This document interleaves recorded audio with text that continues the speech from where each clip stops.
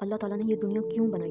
एक सवाल जो शायद आपके दिल में भी आया हो, जब अल्लाह के पास फरिश्ते थे जो कभी नाफरमानी नहीं करते, जो दिन रात बस अल्लाह की तस्बीह करते रहते, तो फिर अल्लाह ताला ने ये दुनिया क्यों बनाई?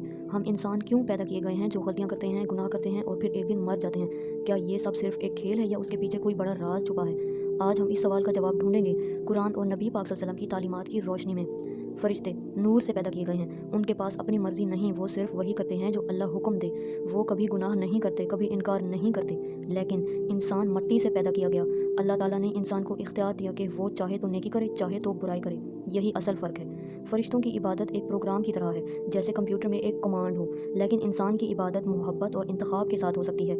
अल्लाह चाहता था कि एक ऐसी मखलूक हो जो अपनी मर्ज़ी से उसे चाहे, अपनी खुशी से उसके आगे झुक जाए और मोहब्बत के साथ उसकी इबादत करे।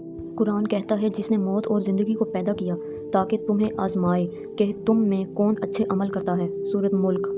ये दुनिया एक टेस्ट है, एक इम्तिहान गाह है। हम यहाँ हमेशा के लिए नहीं बल्कि थोड़े वक्त के लिए हैं। यहाँ खुशियाँ भी मिलती हैं, गम भी, कामयाबियाँ भी आती हैं, नाकामियाँ भी। ये सब कुछ इम्तिहान का हिस्सा है। जैसे एक तालिब इल्म के इम्तिहान में आसान और मुश्किल सवाल दोनों आते हैं ताकि हमारा ईमान और सब्र परखा जा सके।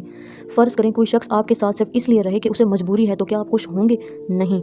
मोहब्बत तभी हकीकी होती है जब कोई आपके साथ रहने का खुद फैसला करे।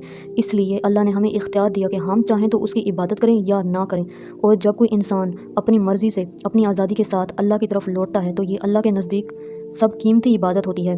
जब अल्लाह ताला ने हज़रत आदम अलैहिस्सलाम को पैदा करने का इरादा किया, तो फ़रिश्तों ने कहा, क्या आप ऐसे इंसान को पैदा करेंगे जो ज़मीन में फ़साद पैदा करे और खून बहाएगा, जबकि हम आपकी तस्बीह और पाकीज़गी बयान करते हैं। सूरह अल-बकरा।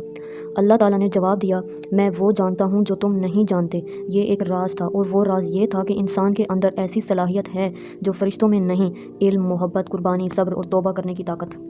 फ़रिश्ते गुनाह नहीं करते, इसलिए वो तौबा का मज़ा नहीं जानते। लेकिन इंसान जब गुनाह करता है और फिर आंसू बहाकर अल्लाह से माफ़ी मांगता है, तो अल्लाह को ये मंज़र बहुत महबूब लगता है। हदीस में आता है, अल्लाह ताला अपने बंदे की तौबा पर इतना खुश होता है जितना कोई शख्स उस वक्त खुश होता है जब वो अपनी गुमशुदा सवारी सहरा में पा ले।